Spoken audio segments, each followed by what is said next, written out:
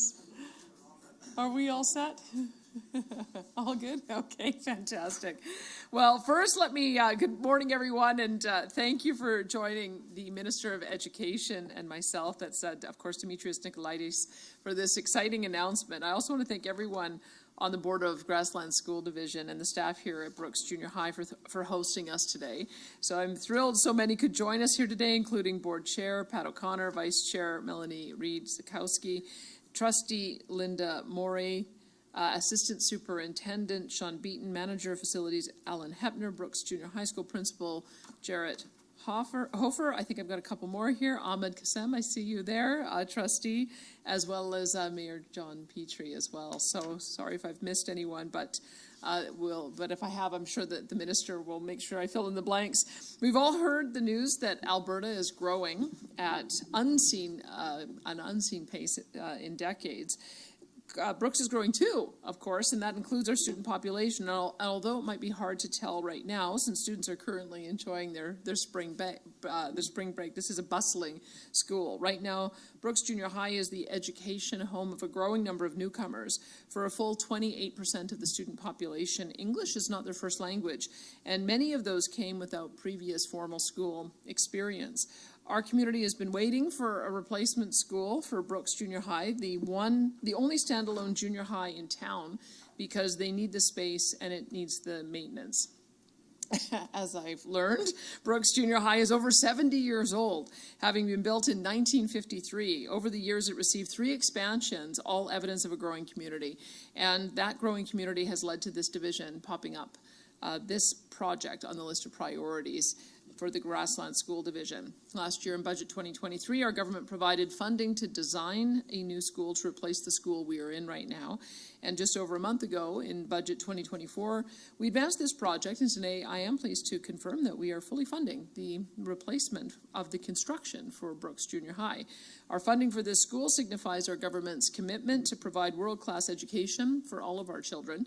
It is one of 43 school projects across the province included in this year's budget, and one of a total of 98 projects that are in various stages. Even more, it's a commitment to ensuring that today's students find their own path that moves them ever closer to their goals, whatever that may be. Schools are a place where imaginations are sparked and young minds take flight. That is why it's so important that school buildings keep pace with the growing population of students and meet the diverse needs of students and their families. I'm proud to say that our government released a responsible plan in Budget 2024 that puts Albertans and families first and takes real action to address our growing province. It invests in strong healthcare and provides support to keep life affordable. And as demonstrated here today, it commits to a bright future for our children with new and modernized schools and learning supports for students of all abilities. Once complete, the new Brooks Junior High School will provide a bright, modern, and inspiring learning environment for students.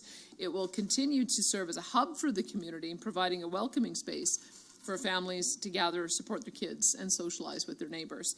And it will be built with an eye to the future. Its design will provide the new school with the capacity to educate and inspire even more students and meet the need of a wider community for generations to come. So I do look forward to seeing the next steps in this project as it moves towards construction, and I look forward to celebrating when the doors do officially open. This will be a wonderful space for all students of all abilities and backgrounds, as well as for the dedicated teachers who will continue to educate and inspire these young minds inside brand new walls. Thank you to the teachers, thank you to Grasslands School Division Board, and anyone who has worked so hard to bring this all together. And once again, congratulations on the new Brooks Junior High. Thank you, and I will invite Minister Nicolaitis to speak more about it.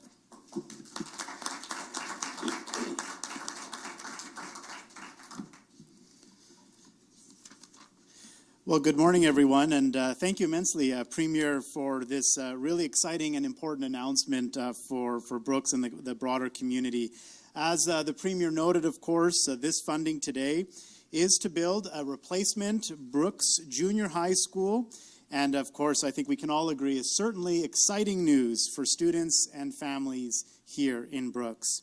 I also want to join the Premier in thanking the board at Grasslands School Division, trustees, superintendents, staff and teachers broadly in the school division for all of the incredible work that you do every single day to ensure that students at Grasslands School receive a world-class education. Thank you immensely for your efforts. It's greatly acknowledged and appreciated. This new school will be built right here on the very same site that we're standing on today. And when it is fully built out, we will have 157 more student spaces to allow for future enrollment growth. While project timelines are still to be ironed out and finalized, we do anticipate the new school could be in a position to be opened for students starting the 27 to 28 school year. I'm confident that our investments in priority projects like a new Brooks Junior High School and our record high funding level for education that's been provided in Budget 24 will ensure that we set all students up for a pathway of lifelong success. Budget 24 works to support a world-class education for all children by investing in new and modernized schools, and as well by providing support to our education partners to address rising enrollment and as well to continue to meet the unique needs and diverse needs of all of our students in the classroom. With $2.1 billion earmarked for school projects over the next 3 years, Budget 24 means students and families across Alberta can look forward to more and new modernized schools in their community. Including the replacement school project right here in Brooks, Budget 24 funds 11 different school projects in communities outside of the Calgary and Edmonton metropolitan areas for a total of 43 projects. When all of these projects are completed, it will provide a total of 35,000 new and modernized spaces for Alberta students, while at the same time revitalizing our communities and, of course, creating jobs. In total, as Premier noted, there are now a total of 98 school projects in the pipeline.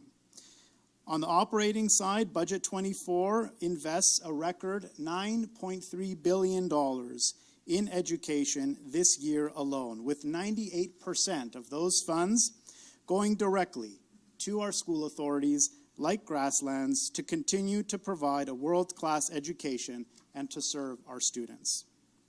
I am confident that the education funding that we are providing through Budget 24 will provide a world-class education that sets our students on a pathway of success. Thank you, Premier. Thank you to all of you for joining us here today for this important announcement. Thank you once again to our teachers, our support staff, our leaders who work hard every day to create a bright future for our students and the future of our province. It's now my pleasure to pass remarks over to Pat Connor, Chair of Grasslands Public Schools. Thank you.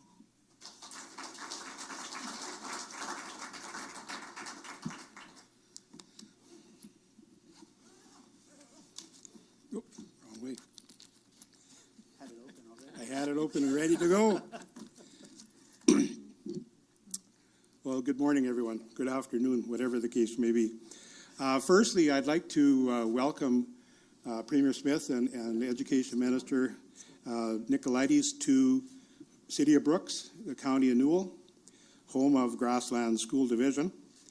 As was mentioned, my name is Pat Connor. I'm Chair of the Board of Trustees. And on their behalf and on behalf of senior administration and staff, I'd like to express our gratitude and appreciation to the Government of Alberta for this approval of a replacement school for Brooks Junior High School. We are all indeed very excited about the possibility of this new school and the opportunities it will offer, but I don't think there's anyone more excited than Principal Jared Hofer. This new facility will provide ease of accessibility, will provide additional space to allow Grasslands and their teachers to, in the words of our minister, provide a world-class education. Thank you very much.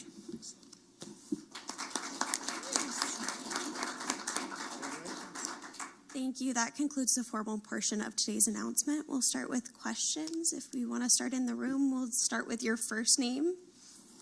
Yeah, and your outlet. Hi, Sandra Stanway, Brooks Bulletin. Good morning. Could you please tell me what the funding amount is for this school?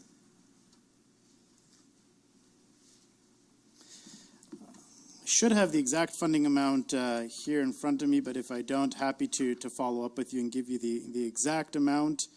But I'm pretty sure I have it in my notes here somewhere, unless Pat recalls specifically the exact amount for it. I'll have to give me a couple of minutes and I'll follow up with you on the exact dollar amount. And just as a follow-up, please, will that amount include any amenities, i.e. playgrounds? I know it's a junior high school, but there's a football field here that's in question as well as a track and field? Yes, so typically with modernization, or excuse me, with replacements, there is capacity to include playgrounds, but broadly, of course, the funding is for the development of the new school and the infrastructure. But there can be circumstances when there is a replacement project for funding to be provided for playgrounds specifically. I know there's broader other amenities that are usually included around school sites, but specifically with regards to playgrounds, those can often be included in replacement projects. Wonderful. Thank you. Did we have another question in the room here? Eli Ritter, Chat News for the Premier.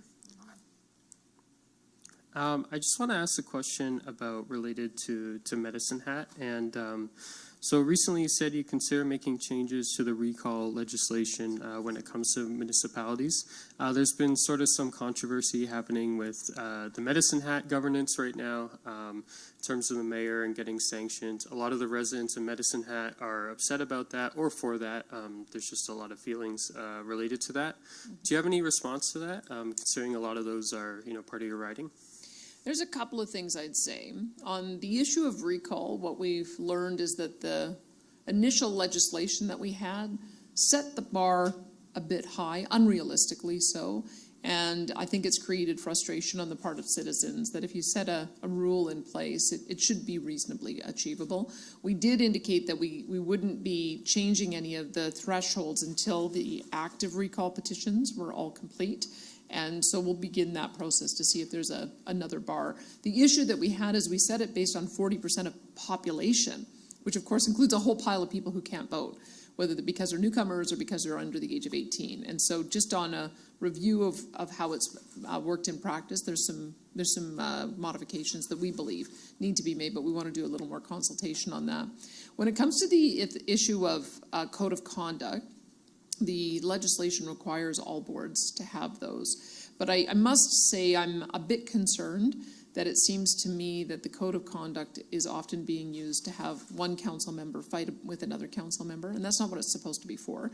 It's supposed to be making sure that a person in their position is doing something in an ethical way and not to using the position to further their own personal interests. So I've asked our minister to make sure that we're looking at the legislation to see if we need to give better guidelines, because it really shouldn't be used as a way of just scoring political points from one council member who disagrees with another. So at the moment, I'm monitoring it, but I think that from what I've seen, it looks like we need to make a few more guardrails around how code of conducts are exercised. Thank you. Thank you. And we'll do one more in the room here, and then we'll move over to the phones. Hi, Todd from CTV. Do you feel that the federal government is overstepping the province to provide recent housing packages? Would you like that to be handled differently? Well, look, I like some of the things that the Prime Minister is announcing, but what I would say is that just a few months ago, he said that this wasn't federal jurisdiction, that it was up to the provinces. And now that he's in trouble in the polls, now he's racing to, it looks like, do 5 announcements a day.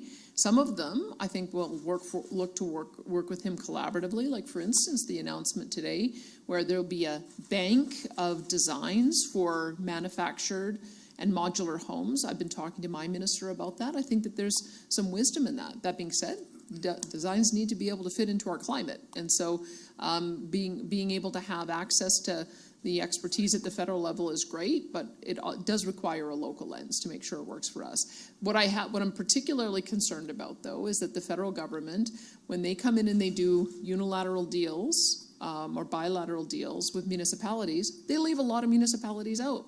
And we have 355 municipalities that all have different degrees of pressure because of a need for housing.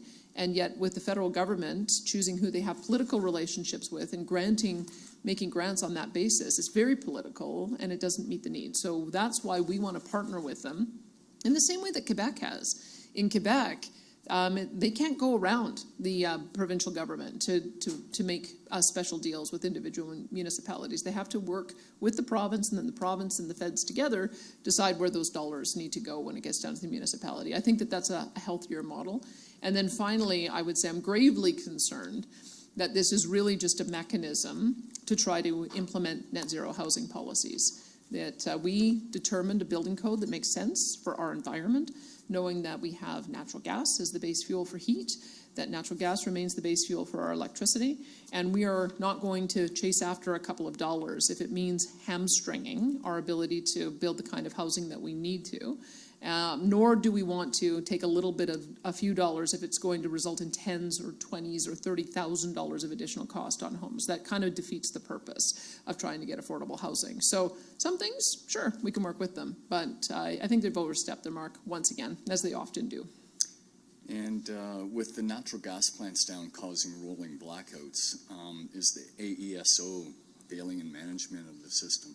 Well, look, we have created a structure that gives priority to wind and solar. And when wind and solar don't materialize, it takes a couple of hours to power up our natural gas. We've built the system completely backwards. And that's what we have been identifying as a problem, that we need to build the system based on baseload power.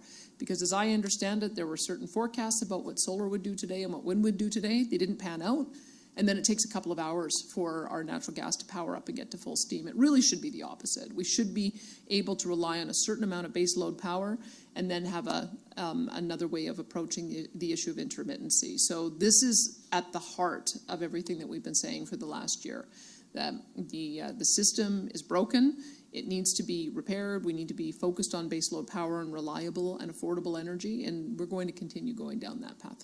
Thank you. Yeah, thanks. Thank you. We're going to move over to the phones now. Operator, if you could put through the first caller. Lisa Johnson, Canadian Press.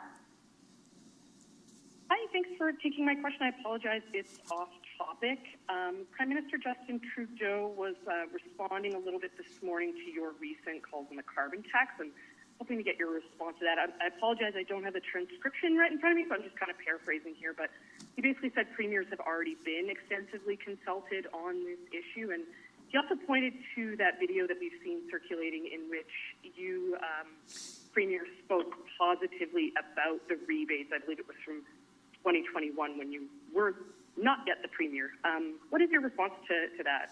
Well, if he has to point to a comment I made 3 years ago, it clearly shows he can't defend his current position, and he can't. Because you have to recall a few years ago, they had also promised that the carbon tax would be no higher than $50 per ton. It was also prior to having emissions caps, methane caps, net zero power grids, phasing out cars, phasing out the traditional style of homes. So he's continued to pile on additional costs over the last few years, which has completely changed the calculus. And now that we are at $80 per ton, on the way to $170 per ton, and even his own parliamentary budget office has said that that jurisdictions like Alberta has our people paying more, $900 more on average, going up to $2,700 more than they get in a rebate. It throws his argument out the window, I'm afraid. That when I made my comments, I was comparing what he had initially proposed to what the NDP had done. When the NDP came through with their carbon tax, they only rebated a third back to the lowest income household, and they kept 2/3 of it in general revenues. So that was a really terrible way of putting in the carbon tax. But also hiking it up beyond what people can afford to pay, not rebating it back 100%, that's also a terrible way to manage a carbon tax. On top of that, our small businesses are getting crushed by this. Because they keep on going up, they don't do rebates to small business or large business, and all of those costs end up getting handed down in the cost of the goods that people buy. And that's the reason why we continue to have an inflation crisis. So I think he should look at the reality of today, what he's delivered, the impact it's having, and he should heed the calls that what he's doing is not affordable. And people are telling him in so many ways, in so many different provinces with different political parties, that it's not just me saying it. It's 70% of Canadians saying it. Lisa, did you have a follow-up? Yeah, thanks very much for that. Also, sorry, unrelated question, but I know your minister yesterday spoke a little bit more about your plans to create Recovery Alberta and CORE, but I'm hoping just to get your response to some of the comments the NDP has made about CORE specifically. Yesterday, their critic called it another war room funded by taxpayers to promote ideology and spin the UCP's narrative. How would you respond to, I guess, concerns that this is just a PR exercise and collecting talking points to support policy decisions that have already been made? Well, I reject what they're saying because we need to do good research. As you try a different approach, you need to see what's working. And if it's working, you need to do more of it. And if things aren't working, you need to try other approaches. So quite frankly, Alberta is a leader in putting an emphasis on recovery. And by putting that emphasis on recovery, we want to do some measurement. We want to, now that we've got people going through our recovery communities, we want to know what happens to them. Now that we've got 8,000 people on our virtual opioid dependency program, we want to know what happens to them. And we want to be able to share that with the world. So that's just, that's good academic research. The NDP normally supports science. I'm not sure why they don't in this case. Operator, could you put through the next caller? Janet French, CBC. Hi there. You know I love a good education story, but I've actually got to ask about power today for the Premier. Sure. In your tweet, you said, or your ex-post, whatever, you said the government is committed to ensuring the province generates reliable baseload power now and in the future. Well, we saw this morning, as far as I understand from talking to electrical experts, 5 natural gas plants and a coal plant all trip offline unexpectedly. And this week, the weather is not even particularly hot or cold, so demand isn't what we saw in January. And we've got these 2 grid alerts and requests for brownouts. Like, what immediate measures do you foresee taking to ensure that the lights are going to stay on? Well, as I understand it, they had a certain projection for what wind and solar would be today. So, and it didn't pan out. And as a result, they had to ask for the powering up of those natural gas plants. And as they were coming on, you're quite right that there was something that tripped and they weren't able to come on at the speed with which we needed them to. So this is, you have to remember the way the system used to work. The way the system used to work, it was 90% baseload power on coal. And when you had coal on, it wasn't coming on and off and you weren't having to take hours to be able to power it up. That was the very definition of baseload power and the very definition of stability. What we're trying to do is match our natural gas to jack up and go down on the basis of whether sun jacks up and goes down and wind jacks up and goes down. And it's creating these gaps, and part of the gap is either filled by higher spike in prices, and people are seeing that on the power bill, or it's being or we're ending up with this system instability. Neither of those are what we want. So we are going to change the system so that we incentivize that base load reliable power. The minister's talked about having a day-ahead market so that we know who is going to be down, who is going to be on, so that we can actually plan the reliability. And we'll be working on making sure that we bring on more natural gas. We're seeing a couple of companies that are investing in small modular nuclear. That's a sort of a longer-term solution, 10 years from now. But we know that in this market, with how quickly we can get baseload power on it, it's going to have to be natural gas. It's going to have to be solar and wind where they can be backed up either by peaker plants, which are natural gas, or by some kind of storage mechanism. So those are the things that we're looking at in the immediate term. We're still in the process of rolling out the startup of those 2,700 megawatts of natural gas that is going to be coming on between now and the end of the year. So we're still in that period where we're waiting for all of those to be available to us. But I think this just underscores we can't build an electricity system on nothing but wind and solar. It just is impossible. We have to be able to have enough baseload power, and it has to be on a consistent basis in order to give those companies the return that they need so that we're not seeing these reliability problems. Janet, did you have a follow-up? Yeah, my understanding is also that Alberta is not fully using its intertie capacity with British Columbia and Montana.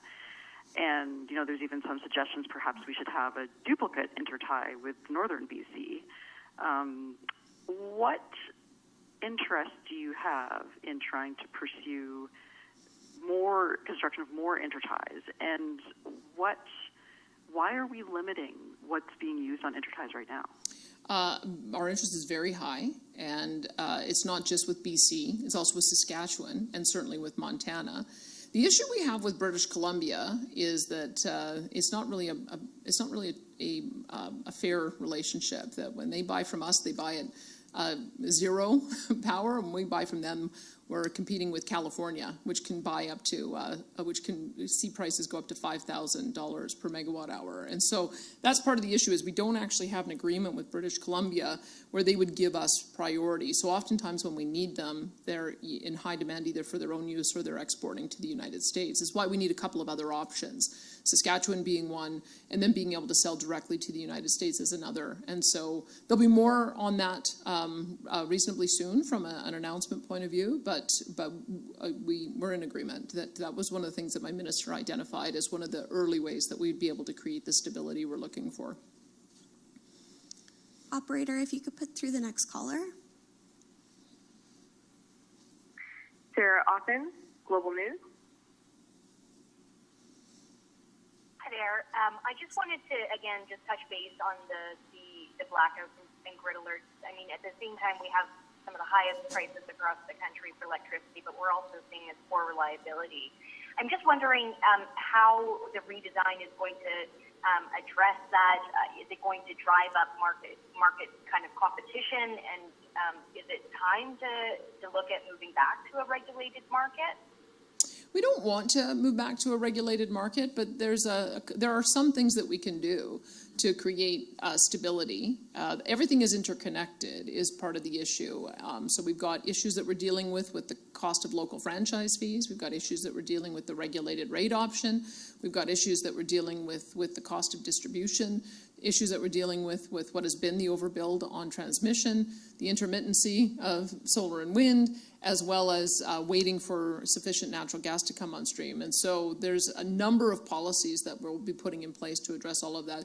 Minister Neudorf gave an indication of the direction that we were going in the speech that he gave to the Independent Power Producers Association meeting, I believe it was, on March the 11th. You may want to go and have a look at that for a few more details. But essentially what we're aiming to do is ensure that we have enough base load power and increasing at a reasonable rate so that we can continue to meet the need on the highest demand day. So we now know that our highest demand day is 12,252 megawatts. And we didn't have any wind or solar on those days. So that's what we're trying to build, is we need to know what our worst day is going to be without having any wind or solar, because that's often what happens when it's minus 35 at 5 o'clock at night, is you can't rely on the intermittent sources.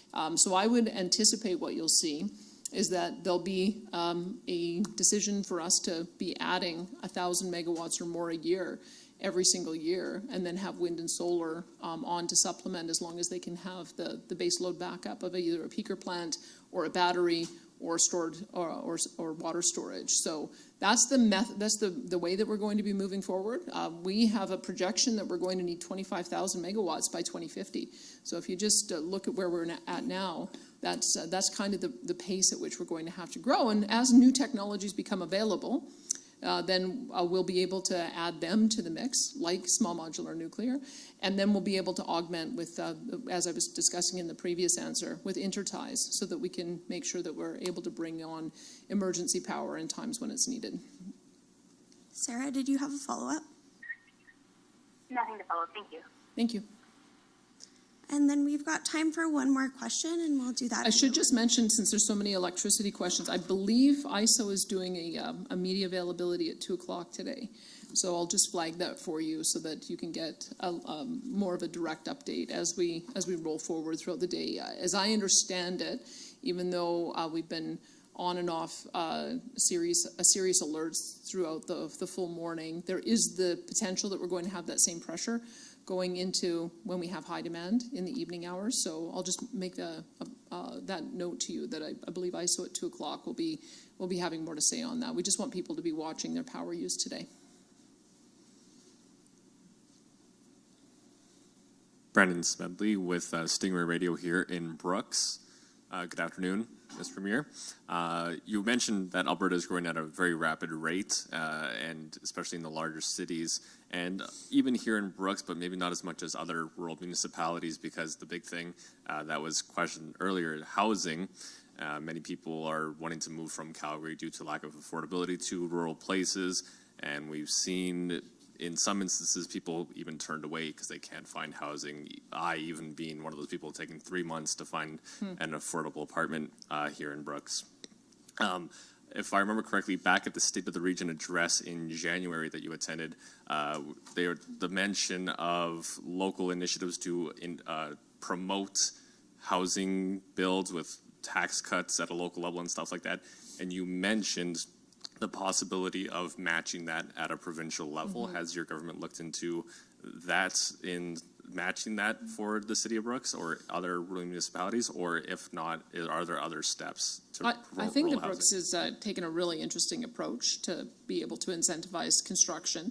And I've asked my municipal affairs minister to look at whether or not we can come in and assist in matching that. There are lots of things that we can do. One of the things that we have been asking as well is to remove some of the barriers to increasing the supply of housing. And there's something in the order of 6,400 different regulatory requirements that have been removed from the Municipal Act to make that happen. And it's demonstrating that it's working. We've now got the second highest number of housing starts in both Calgary and Edmonton than we've seen historically. So that's a positive sign.